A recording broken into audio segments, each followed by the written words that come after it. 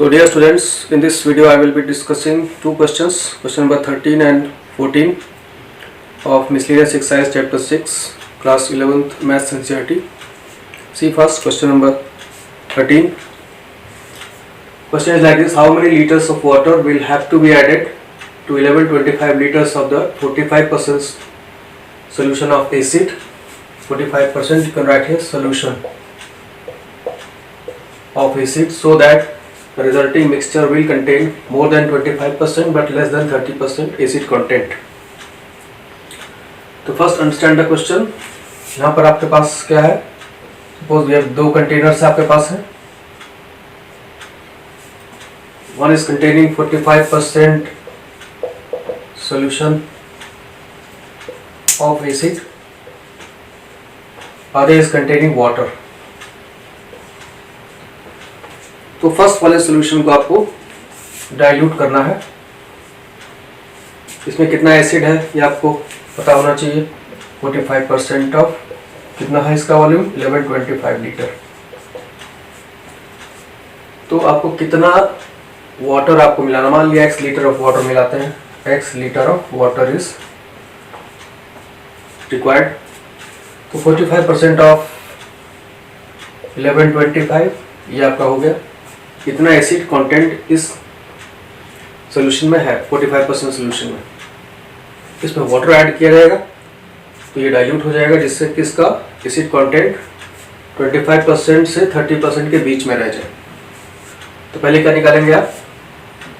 Percentage of acid content, percentage of acid content in mixture. क्या हो जाएगा? Volume of acid upon total volume multiplied by 100. Volume of acid यही है आपका, तो ये आ जाएगा percentage of acid is equal to 45 upon 100 into 1125 upon volume कितना होगा 1125 लीटर. तो पहले से इसका वॉल्यूम था, x लीटर और ऐड होगा उसमें. तो x 1125 plus x multiplied by 100 ये हो गया. तो स्टार्टिंग में आप लिख सकते हैं let x litres of water be added to given solution. तो ये आपका क्वेश्चन है कि 45% सोल्यूशन है आपके पास 1125 लीटर. उसमें मान लिया x लीटर वाटर ऐड करते हैं, तो जो एसिड पहले से था एसिड तो चेंज नहीं होगा, एसिड उतना ही रहेगा. तो परसेंटेज ऑफ एसिड कंटेंट क्या होगा? Volume of acid upon total volume into 100. Percentage of volume of acid तो उतना ही रहेगा जितना पहले से था, 45% of 1125 upon total volume change हो जाएगा क्योंकि इसमें x लीटर वाटर ऐड हो रहा है इंटू 100. तो ये परसेंटेज है आपका. इस चीज़ को आपको more than 25 but less than 30 के बीच में होना चाहिए. तो आगे देखते हैं इसके.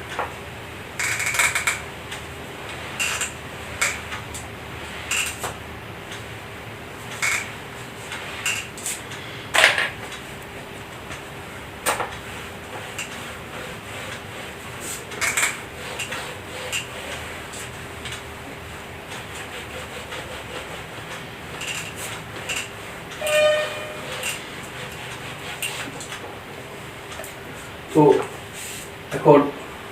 according to the statement,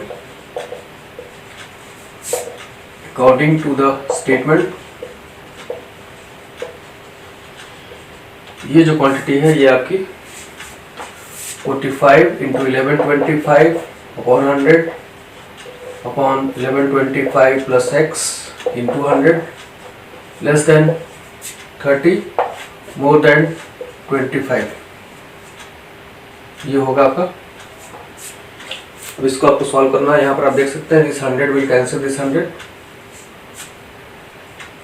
उसके बाद आप इसको इधर मल्टीप्लाई कर सकते हैं. तो मेनली आप पहले इस पार्ट को ले लेते हैं, इनइक्वालिटी को दो पार्ट में सेपरेट करके सॉल्व करते हैं.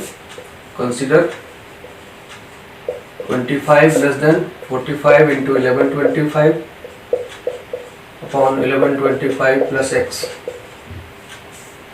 अब इससे मल्टीप्लाई कर देंगे आप, implies 25 into 1125 plus x less than 45 into 1125। अब यहाँ पर आप देखिए 5 से डिवाइड कर सकते हैं, 5 5 जा 5, 5 9 जा, उसके बाद 5 से ये भी कैंसिल हो सकता है आपका, 522 225 आ गया। तो ये बचा आपका 1125 प्लस एक्स लेस देन 9 से इसको मल्टीप्लाई करेंगे 2025 आ जाएगा, या x लेस देन 2025 माइनस 1125 और x इज लेस देन 900। ये आपका एक पार्ट हो गया सोल्यूशन का, x इज लेस देन 900। तो ये पार्ट आपका सॉल्व हो गया। तो जिसको लिए अब नेक्स्ट पार्ट में हम इसको ले लेते हैं, इस पार्ट को ले लेते हैं और इसको सॉल्व करते हैं, उससे आपको रिमेनिंग पार्ट मिल जाएगा, दोनों को कंबाइन कर देंगे और आपका वो सोल्यूशन हो जाएगा। तो क्लियर हो गया। इस पार्ट को लिया गया, 1125 प्लस एक्स से मल्टीप्लाई कर देंगे, यहाँ कैंसिल हो जाएगा, यहाँ पे आ जाएगा। उसके बाद सिंपल कैलकुलेशंस आपको करना है। तो now consider this part 45 into 1125 upon 1125 plus x less than 30। इसको सॉल्व करना, यहाँ पे भी 1125 प्लस एक्स से मल्टीप्लाई करेंगे तो यह आ जाएगा 45 into 1125 less than 30 into 1125 plus x. 5 से यहाँ पे डिवाइड करना है आपको, 5 6 जा 30, 5 9 जा, उसके बाद आप 3 से कर सकते हैं, 3 2 जा 6, 3 3 जा 9। ये भी आपका देखिए कुछ कैंसिल हो सकता है, तो अब तो कुछ कैंसिल नहीं होना, तो यह आ जाएगा आपका 3375 लेस देन ये 2 मल्टीप्लाई हो जाएगा 2250 प्लस 2x। अब इसको सेपरेट कर देना है, 3375 में से आपको 2250 माइनस करना है 25, ये 1125 आ गया इधर, ग्रेटर देन 2x और x 1125 को आपको 2 से डिवाइड करना है, तो यह आ जाएगा 562.5। ये सेकंड पार्ट हो गया। तो x की वैल्यू इससे बड़ी होगी और इससे 500 से छोटी होगी। तो अब फाइनली आप दोनों को कंबाइन करके लिख सकते हैं।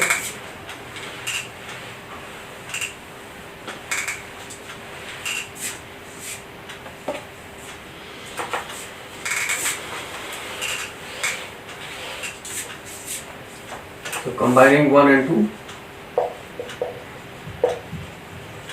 1 and 2, required volume of water must be more than 562.5 liter but less than 900 litre. ये आपका आंसर हो जाएगा। तो जब इस रेंज में आप वाटर ऐड करेंगे इसमें, जो 562.5 से ज़्यादा हो और इससे कम हो, इसके बीच में कोई भी वॉल्यूम ऐड करेंगे तो उसका जो एसिडिटी का परसेंटेज है वो 25 से 30 के बीच में आ जाएगा।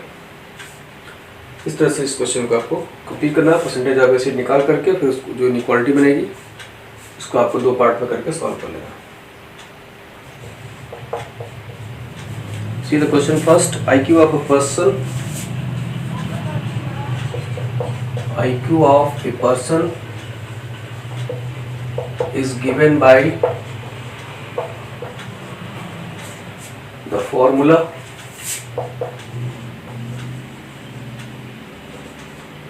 IQ is equal to MA upon CA into 100, where MA is mental age and CA is chronological age.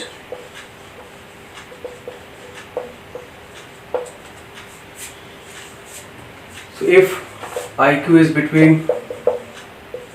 140 and 80 and 140 for a group of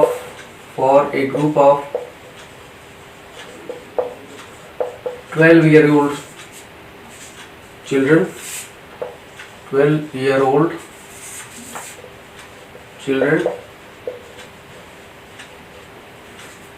then find the range of their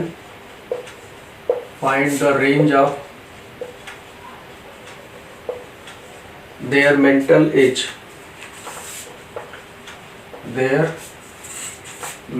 age. तो ये आपका question है 14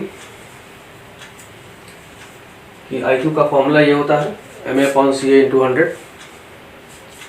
MA mental as है, CA chronological age है, मतलब normal years में as होती है। और IQ दिया हुआ है किसी ग्रुप के लिए 12 ईयर्स के जो चिल्ड्रन हैं उनके लिए IQ 80 से लेकर 140 के बीच में वेरी करता है। तो आपको फाइंड करना है कि उनके IQ का रेंज क्या होगा, IQ किसके किसके बीच में वेरी करेगा, ये पता करना है आपको। तो मेंटल एज यहाँ पर का रेंज पता करना है। और ये 12 ईयर्स जो दिया हुआ क्रोनोलॉजिकल एज है, तो CA आपको दिया हुआ है यहाँ पर 12 ईयर्स। तो IQ इसमें आप IQ for 12-year-old children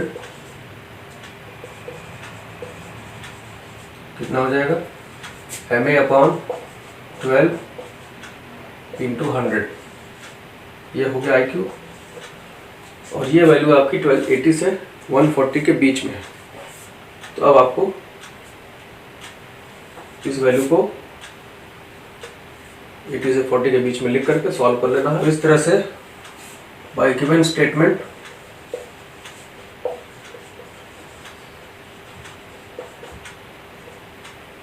MA/12 × 100 is less than or equal to 140, greater or equal to 80। यही आपका IQ है 12 ईयर चिल्ड्रन का। तो अब इसको आपको सॉल्व करना। तो पहले आप 12 से मल्टीप्लाई कर दीजिए, मेनली इसको आप डायरेक्ट मेथड से सॉल्व करेंगे और इस तरह से ऑपरेट करेंगे कि सिर्फ मेंटल एज बचे बीच में आपका। मल्टीप्लाइंग थ्रू आउट बाई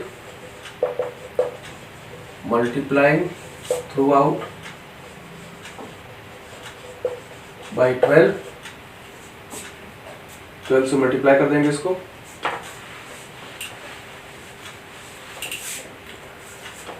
तो ये आ जाएगा आपका 80 × 12 less than or equal to MA × 100 less than or equal to 140 × 12। इसके बाद 100 से डिवाइड कर देंगे, डिवाइडिंग ईच टर्म बाय 100। इस तरह आपका यहाँ पे मेंटल एज बचेगा केवल less than or equal to 140 × 12/100 और ये हो गया 12 × 80/100। अब इसी को आपको सॉल्व कर लेना है। जैसे 12 × 80 करेंगे तो 960/100 आ जाएगा। तो ये आपका 0.9 ये आपका हो जाएगा, 1 0 कैंसिल हो गया, 9.6 आ जाएगा।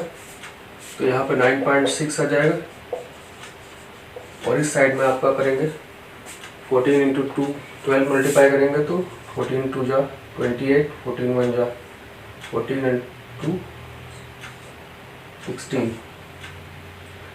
यहाँ पे भी आपका 10 से डिवाइड होगा, 16.8 आ जाएगा। तो यहाँ पर आ जाएगा 16.8। इस तरह से मेंटल एज आपका, ये भी ईयर्स में ही होगा आपका, between 16.8 years and this is 9.6 years. ये आपका आंसर हो जाएगा।